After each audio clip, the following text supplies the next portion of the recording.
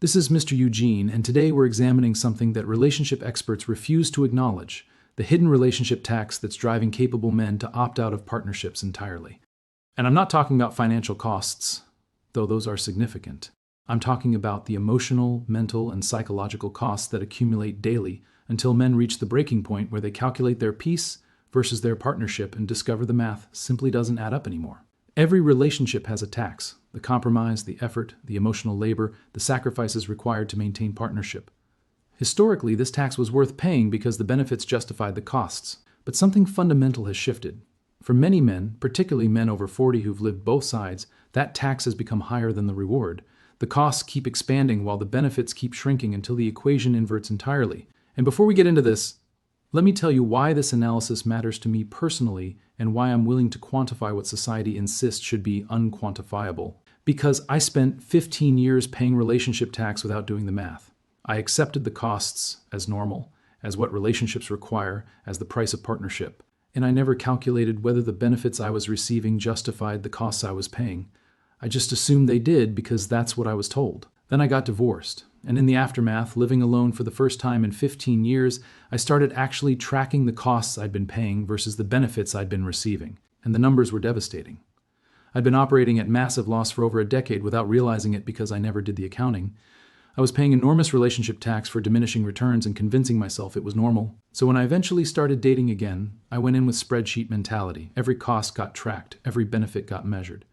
And what I discovered changed everything. Modern relationships are terrible deals for men when you actually calculate total cost versus total benefit. The relationship tax has become extractive rather than equitable. And once you see the numbers, you can't unsee them. So if you're here expecting romantic platitudes about how love transcends calculation, you're in the wrong place. This is about honest accounting of what relationships actually cost versus what they actually provide, and why capable men are increasingly refusing to pay the tax. Stay with me. Today we're examining the exact moment men calculate their peace versus their partnership and decide the relationship tax isn't worth paying anymore. Understanding relationship tax. Let's start by defining what relationship tax actually means. It's the aggregate cost, emotional, mental, psychological, temporal, financial, of maintaining a relationship above and beyond what you'd spend maintaining yourself. This isn't inherently bad. Every partnership requires investment. The question is whether the investment produces positive return or operates at loss. Whether you're building equity or just paying rent on someone else's lifestyle. Relationship tax includes emotional labor tax, the energy spent managing her emotions, preventing her upsets, navigating her moods, absorbing her frustrations, providing reassurance, offering validation. All the emotional work you do that serves her emotional state rather than accomplishing anything productive. Mental load tax, the cognitive space occupied by relationship maintenance. Remembering important dates, tracking her preferences, anticipating her needs, planning around her schedule, managing logistics that benefit relationship but add complexity to your life. Communication tax, the time and energy spent in conversations that accomplish nothing except making her feel heard. Processing her day, discussing her feelings, analyzing her relationships, debating hypothetical scenarios, talking without purpose, beyond connection maintenance. Conflict resolution tax, the exhaustion of managing disagreements where you're always somehow wrong, navigating fights where logic doesn't matter and her feelings determine truth, apologizing for things that aren't your fault to restore peace, walking on eggshells to avoid triggering conflicts you'll lose regardless. Autonomy tax, the freedom you sacrifice to accommodate partnership. Can't make unilateral decisions, can't spend money freely, can't use time independently, can't pursue interests she doesn't approve. Every choice filtered through relationship impact. Opportunity tax, what you don't pursue because relationship prevents it. Career moves that would require relocation, business risks that would threaten stability, hobbies that would take time from relationship, friends she doesn't like, experiences incompatible with partnership, all the roads not taken because relationship closed them. Maintenance tax, the ongoing effort required to keep relationship from deteriorating. Date nights, romantic gestures, thoughtful surprises, quality time, intentional connection, all the inputs required to prevent decline toward baseline dissatisfaction. Drama tax, the cost of chaos she generates, emotional volatility you have to stabilize, conflicts she creates you have to resolve, problems she manufactures you have to solve, anxiety she experiences you have to manage, all the turbulence that wouldn't exist if you were single. These aren't one-time costs. These are recurring expenses that accumulate daily, weekly, monthly. Over years, the compound tax is staggering, and most men never calculate it because they're told that quantifying relationship costs is unromantic, calculating cold. But ignoring costs doesn't make them disappear. It just ensures you pay them without knowing what you're getting in return. The traditional value proposition historically, relationship tax was worth paying because benefits clearly exceeded costs. Men paid relationship tax and received consistent sexual access, regular intimacy without having to pursue it repeatedly. This was significant value because acquiring sexual access outside relationship was difficult, time-consuming, and socially costly. Domestic labor, clean home, prepared meals, managed household, organized life. This freed men to focus on provision and other pursuits while knowing domestic sphere was handled. Social legitimacy, marriage and family provided social status and acceptance. Single men were viewed with suspicion. Married men were respected members of community. Reproductive success, children and family line continuation, legacy, purpose, the biological imperative satisfied through partnership. Emotional support, genuine partnership where she invested in his well-being, supported his ambitions, provided emotional refuge from world's pressures. Division of labor, specialization where each party focused on comparative advantages. He earned, she managed home. Efficiency through role clarity. The costs were real, but the benefits were substantial and reliable. The math worked. You paid relationship tax and received clear, consistent returns that justified the investment. But that value proposition has fundamentally changed. The costs have expanded while the benefits have contracted until the equation inverted.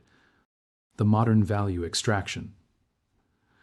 Here's what modern relationship benefits actually look like when you account honestly sexual access, no longer consistent or reliable, contingent on her mood, stress level, satisfaction with your performance in other domains, often weaponized, granted as reward, withheld as punishment. Frequency declines over time regardless of your investment. You're getting less sex in relationship than you'd pursue single with more restrictions on how, when, why. Domestic labor, you're expected to split at 50-50. It's regardless of income disparity. She works, so you cook. She's tired, so you clean. She's stressed, so you manage household. The domestic labor you receive is offset by domestic labor you provide, resulting in net neutral or net negative if you're doing more than half.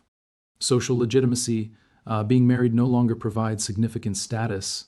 Single men aren't viewed with suspicion anymore. If anything, married men are sometimes viewed with pity. Poor guy, trapped. The social benefit disappeared. Reproductive success, increasingly fraught. If relationship fails, you lose children to custody arrangements that default to mother.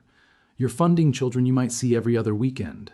The reproductive benefit comes with catastrophic downside risk. Emotional support, minimal to none. You're supposed to manage your own emotions without burdening her. She expects you to provide emotional support for her, but reciprocation is rare.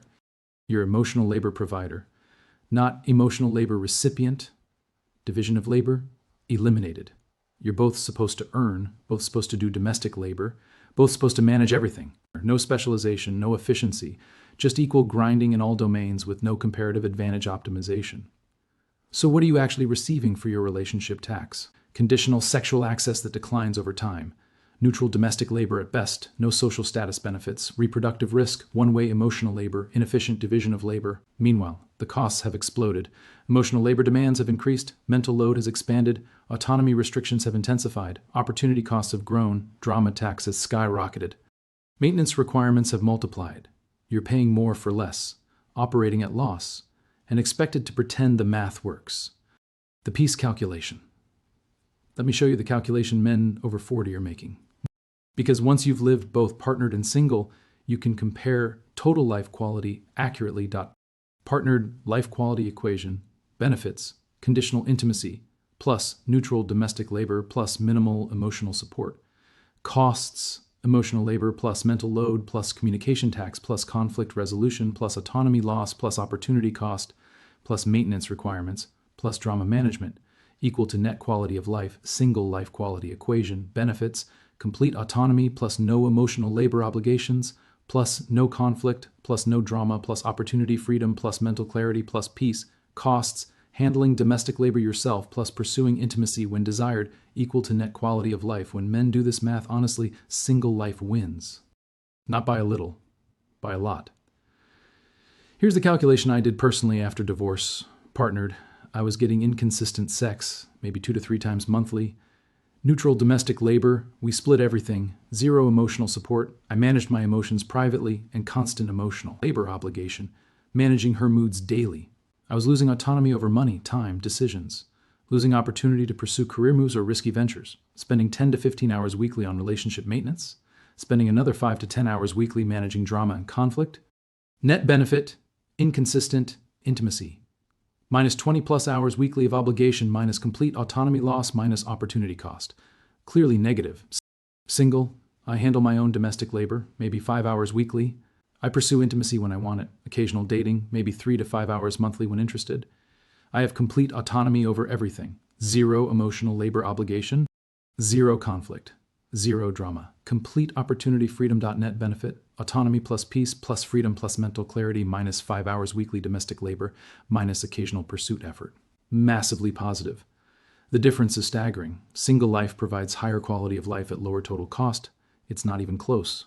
And this calculation assumes average modern relationship. If relationship is particularly dysfunctional, high conflict, dead bedroom, excessive drama, the disparity becomes even more extreme. Men doing this math are reaching obvious conclusion. Being single is superior to being partnered under current terms. The relationship tax exceeds the benefits by enormous margin. The compound effect. Here's what makes relationship tax particularly devastating. It compounds over time. Early relationship, costs are moderate. You're both on best behavior. She's accommodating, conflict is minimal, sex is frequent. You're getting benefits that seem to justify costs. But over time, costs increase while benefits decrease.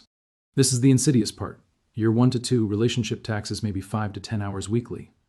Benefits are high, net positive experience. The math works. You're happy to pay the tax. Year 3 to 5, relationship tax increases to 10 to 15 hours weekly.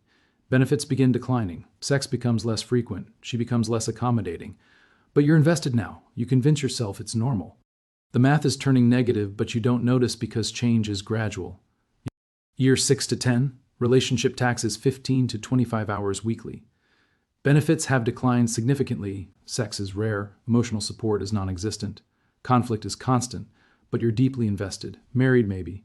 Kids possibly. Walking away would be catastrophic financially, so you endure while quality of life plummets. Year 10 plus relationship tax consumes 25 to 35 hours weekly. Benefits have nearly disappeared. You're operating at massive loss, but you're trapped by sunk cost fallacy, financial entanglement, social expectations, fear of starting over. The compound effect is what destroys men. They pay small tax initially, see positive returns, and commit. Then tax increases while returns decrease, but they're too invested to exit. They end up spending decades operating at enormous loss because exit costs seem higher than continued payment. Men over 40 who've experienced this, who've paid compound relationship tax for years and finally escaped, they're never making that mistake again.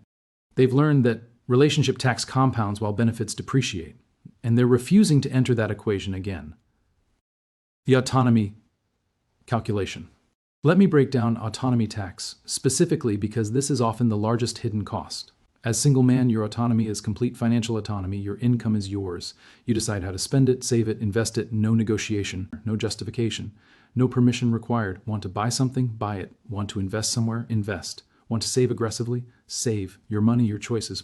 Temporal autonomy, your time is yours. Want to work late on project? Work late. Want to pursue hobby all weekend? Do it. Want to spend evening reading silently? Perfect. No obligation to spend time in specific ways. No guilt about choosing solitude. No conflict about time allocation. Social autonomy? Your relationships are yours to manage. Want to maintain friendship with someone? Maintain it. Want to attend event? Attend. Want to spend time with family? Your decision. No veto power from partner. No pressure to avoid people she doesn't like. No obligation to attend social events you don't enjoy. Decision autonomy. Life decisions are yours to make. Want to move to a new city? Move. Want to change careers? Change. Want to take calculated risk? Take it. No negotiation required, no compromise needed, no convincing someone else necessary. In relationship, all of this autonomy is compromised or eliminated. Financial joint finances or financial transparency requirements mean you can't spend freely. Major purchases require discussion. Investment decisions get vetted. Saving goals must be mutually agreed. Your income serves household, not just you. Temporal, your time must be allocated to relationship maintenance, date nights, quality time, shared activities, relationship discussions. Time you'd spend on personal pursuits gets diverted to partnership demands. Solo time becomes source of conflict or guilt. Social, your social connections get filtered through her approval. Friends she doesn't like create conflict. Family relationships get managed through her perspective. Social obligations expand to include her friends, her family, events she wants to attend. Your social autonomy contracts dramatically. Major life decisions require joint agreement. Can't move without her agreement. Can't change careers without considering impact on household. Can't take risks that affect partnership stability. Every significant choice requires negotiation and compromise. The autonomy tax is enormous. And most men don't calculate it because autonomy loss happens gradually. You don't notice how constrained you've become until you're single again and rediscover complete freedom to manage your own life. Men who've experienced this recovery of autonomy, who've felt the relief of making decisions without negotiation, spending money without justification, using time without guilt, they're incredibly resistant to surrendering that autonomy again. The autonomy tax alone makes relationship economically irrational for many men. The emotional labor asymmetry. One of the most costly aspects of relationship tax. The emotional labor asymmetry, where you provide constant emotional labor for her while receiving none in return. Emotional labor includes mood management, monitoring her emotional state, adjusting your behavior to accommodate her moods, avoiding topics or actions that might upset her, providing reassurance when she's anxious, providing validation when she's insecure, providing comfort when she's stressed. Conflict prevention, constantly scanning for potential triggers, phrasing things carefully to avoid misinterpretation, timing conversations to match her receptive moments, managing your own emotions to avoid burdening her, walking on eggshells to prevent conflicts, emotional processing, listening to her process feelings about work, friends, family, everything, helping her analyze situations, validating her perspectives, providing emotional support for problems you can't solve, being emotional sounding board for issues that don't concern you, not reassurance provision, repeatedly confirming you care about her, demonstrating affection to prove commitment, providing constant micro-validations to manage her insecurity, initiating romance to prove interest, performing emotional labor to prevent her anxiety about relationship. This is exhausting, and it's one-directional. You provide this emotional labor constantly. What do you receive? When you're stressed, you're expected to manage it yourself. When you're anxious, you're supposed to handle it privately. When you have problems, you're supposed to solve them without burdening her. When you need emotional support, you're told to be strong. The emotional labor asymmetry means you're operating as therapist, emotional manager, and constant reassurance provider while receiving nothing equivalent. You're paying massive emotional labor tax and receiving zero emotional labor benefit. Men who've left relationships and discovered they can manage their own emotions more easily without also managing someone else's emotions, they're never going back to that asymmetric arrangement. The emotional labor tax alone makes relationship irrational. The conflict tax. Let's examine conflict tax specifically because this is particularly corrosive and expensive. In healthy relationship, conflict serves productive purpose, identifying problems and solving them. Each party raises legitimate concerns. Both work toward resolution. Conflict concludes with solution and relationship strengthens. In modern relationship, conflict serves no productive purpose. It's either performance conflict, she's not actually upset about the stated issue. She's testing your response, measuring your investment, checking if you'll prioritize her feelings over logic. The problem isn't the problem. Your reaction to her upset is the problem. Manufactured conflict. She creates issues where none exist to generate emotional intensity. The relationship feels stale, so she picks fight to create drama, not because anything's actually wrong, but because conflict creates the emotional volatility she mistakes for passion. Deflection conflict. You raise legitimate concern about her behavior. She refuses to address it and instead creates conflict about your approach, your tone, your timing, anything except the actual issue. The conflict becomes about you raising the concern rather than the concern itself. Permanent conflict. Same issues repeatedly, never resolved, just managed temporarily, then resurface. Her chronic dissatisfaction, your insufficient attentiveness, communication problems, these don't get solved because solving them would eliminate her leverage. Every one of these conflict types is costly. They consume time, they generate stress, they create emotional exhaustion, they damage relationship, and they accomplish nothing productive. The conflict tax in modern relationships is staggering. Men report spending hours weekly in conflicts that accomplish nothing except making her feel heard or proving he'll prioritize her feelings. Conflicts that end with his apology for things that aren't his fault. Conflicts that drain energy without improving anything. Men who've left relationships and discovered the complete absence of conflict in single life, the peace of not constantly defending yourself, not walking on eggshells, not apologizing for non-offenses, not managing someone else's manufactured drama. They're never voluntarily returning to high conflict lifestyle. The conflict tax alone makes relationship economically irrational. The opportunity cost analysis opportunity cost is particularly significant for ambitious, driven men. Every hour and dollar spent on relationship is hour and dollar not spent on other pursuits. Career opportunity cost. Can't relocate for better opportunity. Can't work extreme hours to build business. Can't take calculated risks that would threaten stability. Can't pursue ventures that require full focus. Your career ceiling drops because relationship constrains options. Financial opportunity cost. Money spent on relationship expenses could be invested. Date nights, gifts, vacations, joint lifestyle expenses. Over years, this compounds enormously. Money that could have grown to financial independence instead maintained relationships. Skill development, opportunity cost, time spent on relationship maintenance, could develop valuable skills. Could learn new languages, instruments, technical skills, could master hobbies, could build expertise. Instead, time goes to relationship upkeep that produces no transferable value. Network opportunity cost, energy spent on her social obligations could build valuable professional relationships, could attend events that advance career, could maintain friendships with influential people. Instead, social time goes to her friends, her family, events she wants to attend. Health opportunity cost, time consumed by relationship could go to fitness, nutrition optimization, sleep quality improvement. Men in relationships often sacrifice health for relationship demands. Single men can prioritize health without guilt or negotiation.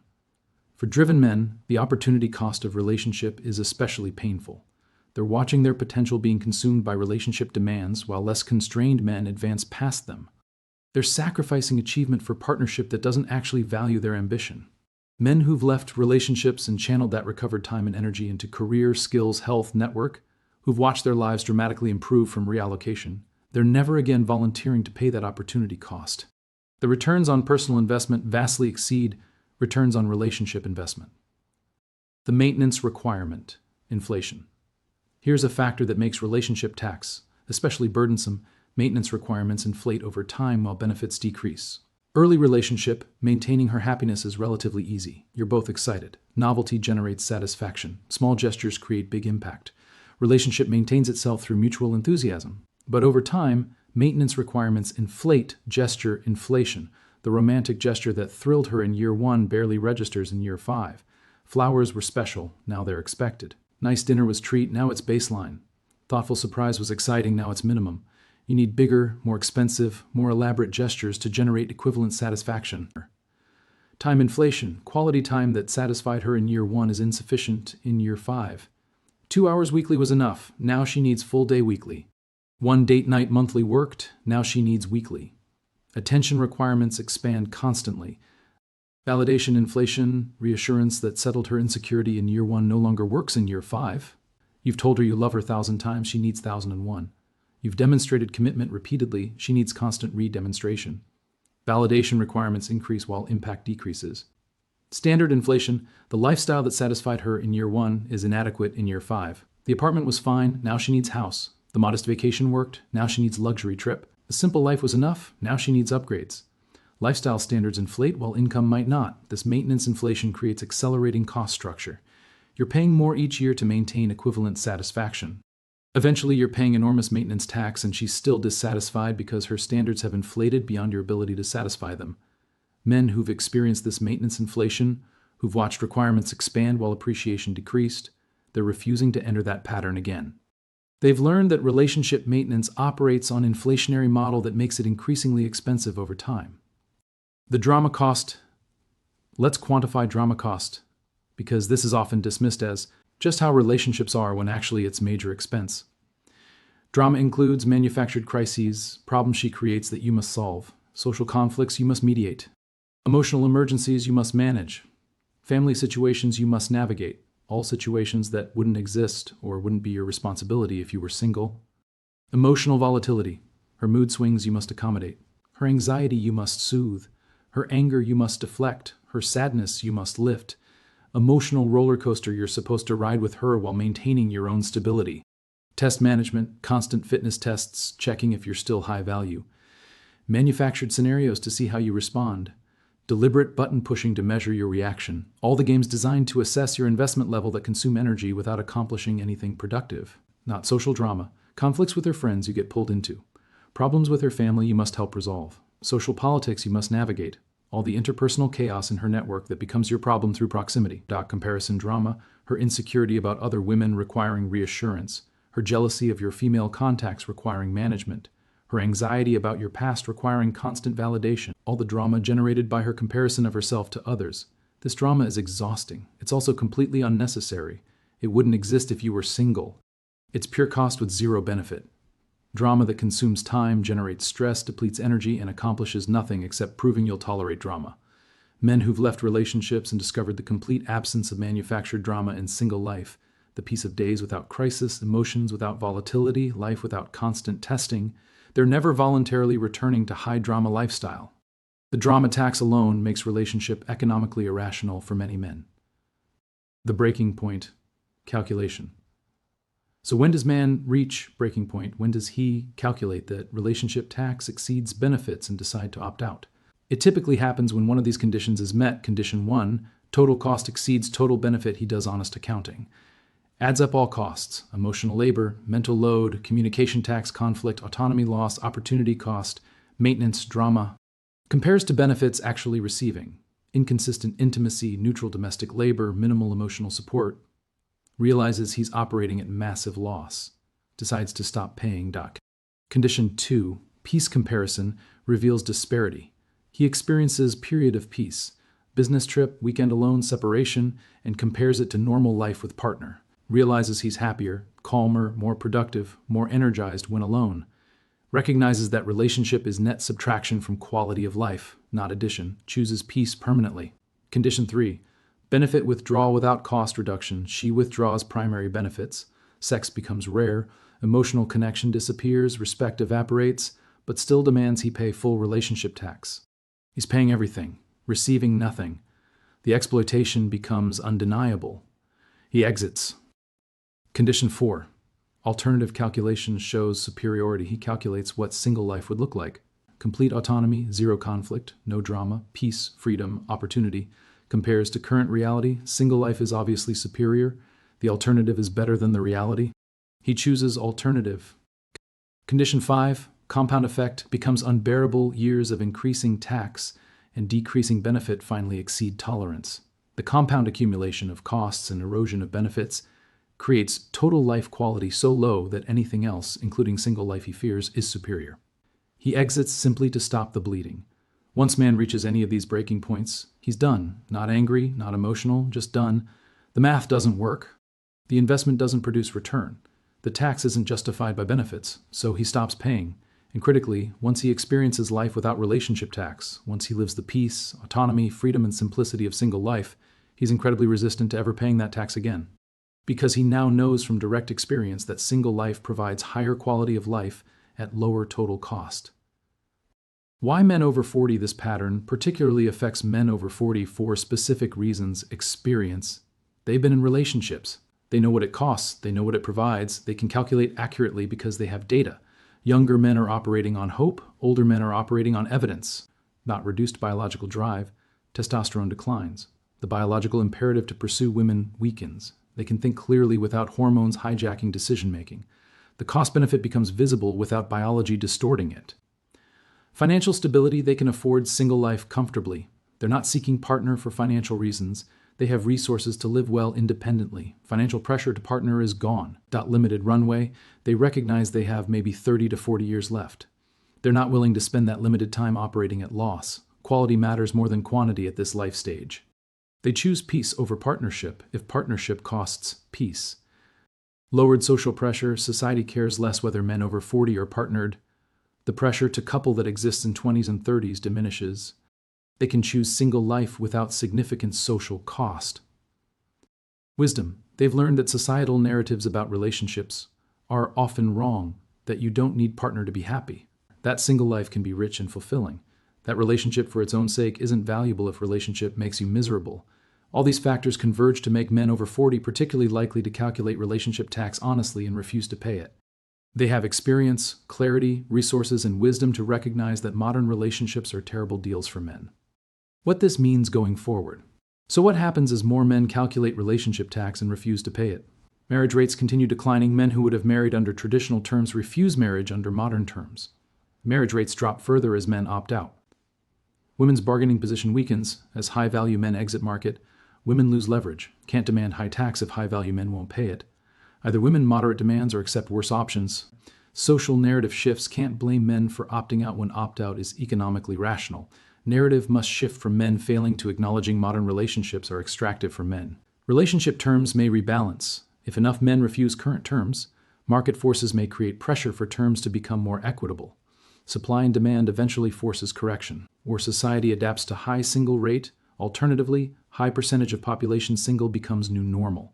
Social structures adapt. Relationship becomes optional rather than default. The direction depends on whether women moderate relationship tax demands or men continue refusing to pay them. Currently, tax keeps increasing while men keep exiting. Something has to give. There's only one solution that brings men back. Relationship tax must justify benefits received. The equation must balance. This requires benefit enhancement. Women must provide benefits that justify costs.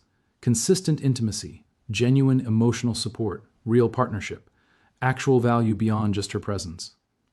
Tax reduction. Modern relationships must reduce costs to reasonable levels. Less emotional labor demanded, less conflict manufactured, more autonomy preserved, less drama tolerated. Honest accounting. Both parties acknowledge costs and benefits openly. No pretending costs don't exist. No assuming benefits justify any cost. Honest discussion of whether equation balances. Mutual benefit relationship must benefit both parties. Can't be structure where one party pays costs and other receives benefits. Both must benefit proportionally to what they contribute. Alternative acceptance. Society must accept that for many men, single life is rationally superior to relationship. This isn't failure. This is accurate calculation followed by optimal choice. But most women won't reduce relationship tax voluntarily. Most won't enhance benefits significantly. Most won't engage honest accounting. So most men continue opting out because math continues failing. Final thoughts. Let me tell you why I created this video and why I'm willing to quantify what's supposed to remain unquantifiable. Because I've paid relationship tax for years without calculating whether it was justified. I operated at massive loss while convincing myself it was normal. And when I finally did the honest accounting, the numbers were devastating. I'd been hemorrhaging quality of life for over a decade. And I've counseled hundreds of men through similar realizations. Men who thought relationship problems were their fault until they calculated the costs they were paying versus benefits they were receiving. Men who discovered they were operating at enormous loss while being told they weren't doing enough. The relationship tax is real. The costs are quantifiable. The benefits are measurable. And when you do honest accounting, modern relationships are terrible investments for most men. This channel exists because I got tired of men being told not to calculate, being told that quantifying relationship costs is cold and unromantic, being told to just keep paying without questioning whether they're receiving proportional value. So if this resonated, if you've been paying relationship tax without calculating returns, do the math.